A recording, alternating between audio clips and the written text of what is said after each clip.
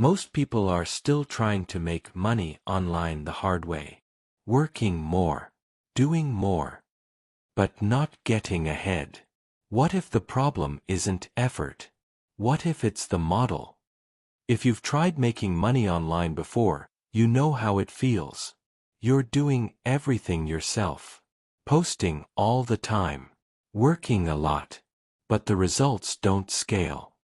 I've spent a lot of time researching online business models, and most of them are the same. More effort, more work, more burnout. But recently, I found something different.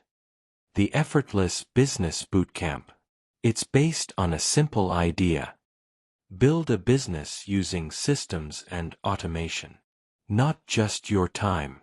So instead of you doing everything, you build something that works for you.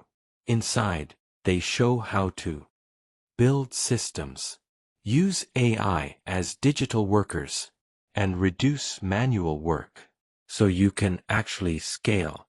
What stood out to me is that you can see it working. Real examples, real systems, not just theory. This isn't for people looking for shortcuts. But if you want something more sustainable, something smarter, then it's worth looking at. If you want to see how it works, check the link in the description. Maybe the problem was never your effort. Maybe it was the model.